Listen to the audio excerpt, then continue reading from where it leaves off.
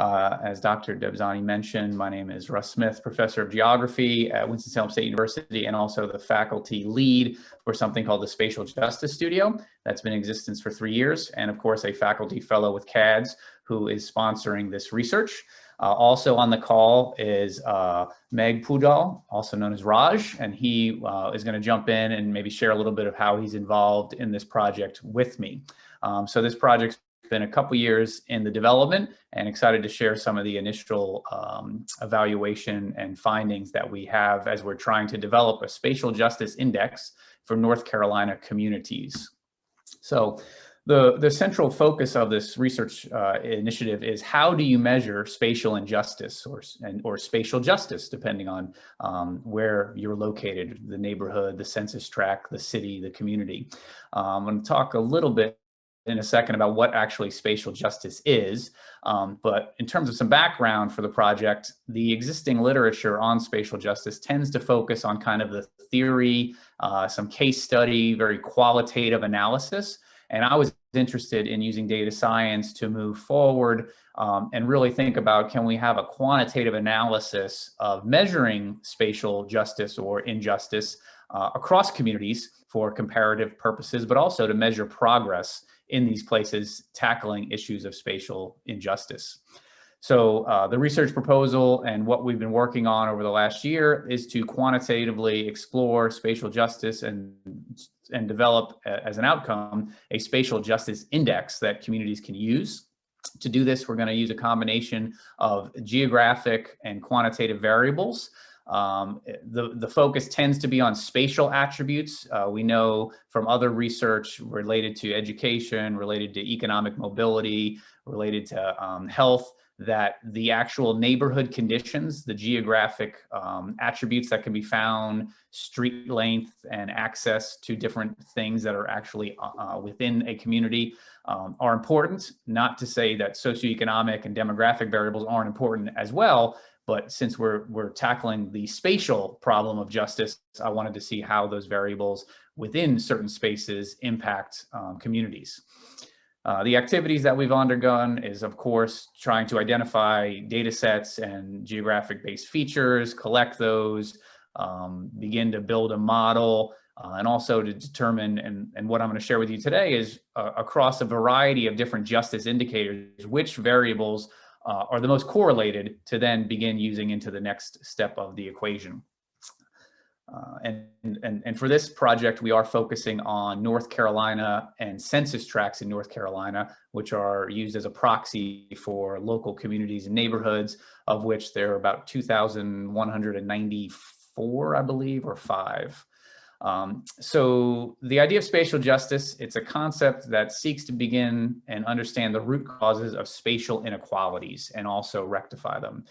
Coined by a geographer who's no longer with us from UCLA, Edward Soja, spatial justice has become a concept theory closely associated with efforts of making geographies, spaces, places more equitable, just, and sustainable. A colleague of mine who I work closely with from the Netherlands, Roberto Rocco, he kind of gave, I think, which is this good general definition of what spatial justice is, but it refers to the general access to public goods, basic services, cultural goods, economic opportunity, and healthy environments within communities. So it's kind of all those things that make a place, a space successful. Achieving spatial justice would be a means by which to address what we've seen across the globe and in communities in the inequitable distribution of public and private goods, services, and resources. So as I mentioned at the beginning, there's a lot of theory, there's a lot of case study, individual one-off analysis, some qualitative measures that have been put out there, but I was really interested through this project in how can we measure spatial injustice or justice? How do we look at progress? How do we measure success quantitatively? So I'm going to ask Raj, if he's there, to maybe talk a little bit about the methodology, because he helped collect a lot of these data that you're going to see here and actually begin some of the preliminary analysis of which he shared during WSSU Scholarship Day. Hi, this is Meg Podell, and first of all, I would like to thank Dr. Smith for letting me to speak a few words. And I'd like to thank Dr. Smith and Dr. Debjani Dev for mentoring me in this research. Like Dr. Smith mentioned, our research is all about excavating into spatial justice and injustice in our societies and communities, especially in North Carolina, by developing a suitable spatial justice index to make object data-driven decisions, that is quantitative decisions on the issues of spatial justice and injustice. So at the very beginning, following the guidelines of my mentors, I started this research by doing a lot of literature reviews based on spatial justice and injustice. And then I started exploring features and attributes that are most correlated with spatial justice.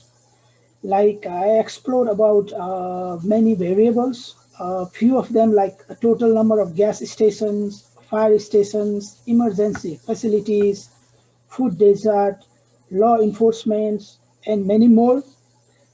And then I started identifying and collecting data sets related to these variables. And most of my data sets came from NC1Map site.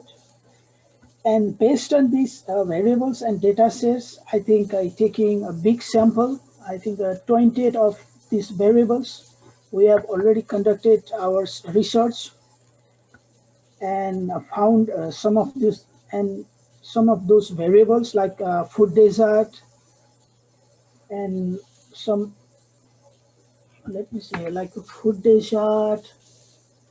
Dr. Smith, next slide, please, I think. And then, Sure, yeah, sure, Raj. Oh, well, here, let me, Laz, I'll jump in there. So yeah, thank you for sharing that. So Raj's work has been pivotal to this project, and some of those have already been found out to be the spatial index for our research, but still our research is going on. So we are trying to conduct our research taking a small sample. So I think our next activities are going to be like cleaning all those collected data and try to figure out our result on a smaller data. Not all those data like 28. We are trying to focus on smaller data and to find some kind of suitable spatial justice index. And this is how our research is still going on. And thank you, Dr. Smith, for giving me a chance to speak a few words. Thank you so much. Thanks, Raj, and thanks for all your help with this. As you see on the slide in front of you, this just kind of goes over some of the research methodologies. The main thing I want to point out before I share our results and kind of conclude is that spatial justice and spatial injustice can take many forms. And so developing an index, we have to have a range of things that we cover, because there's environmental injustices, there's economic injustices, there's social injustices, there's injustices in the built environment related to health, transportation. So what we did at the bottom here, you'll see we took 5 existing indexes that already measure different things. So we have economic mobility that measures wealth generation, dissimilarity index that measures the level of residential segregation in communities by race, social vulnerability for community preparedness, a sprawl index that looks at the built environment, housing and transportation. Against these 5 things, we threw all these variables, because what we wanted to see was, are there some of these 28 independent variables that are very spatial in nature, very geographic, that continually pop up along within these indexes, so that we can then use those to begin to create that spatial justice index and cover all of the different things that spatial justice needs to cover. The model, you have 1 minute left. Thank you. Yeah. So the models that we ran, these 5 models, you'll see here that the sprawl index had the highest R-square value of them, but they all perform pretty well. And then across, when we try to see which ones were statistically significant across all of the models, we see food desert as continually being statistically significant, and mean commute time. So from this, you can see this whole graph here. There's 12 of them, I believe. Brownfields, the number of jobs within a census tract, the ability to have a pharmacy, law enforcement facilities, all range from 3 to 5. So we're going to begin then using these and some additional ones that have been yet to be collected to develop our final model and the development of that spatial justice index. So out of the 28 features, we know that 2 of them had a 5 out of 5 were statistically significant across all. A couple of them were within 4: medical facility, gas station, total jobs, underground tanks, and brownfields, and then several that were across 3 of the models. The next steps are we're going to utilize some independent geographic variables to begin building that model for those census tracts, as I mentioned, and culminate in the development of a spatial justice index. And additionally, we might be adding some additional spatial variables as we continue to look through the literature. And the end result, of course, is to publish this work in an academic journal and continue along with our research over the next couple of years. And thank you for the support from CADS and the UNC Research Opportunities Initiative. I appreciate the support, and hopefully you were able to hear me without any hiccups.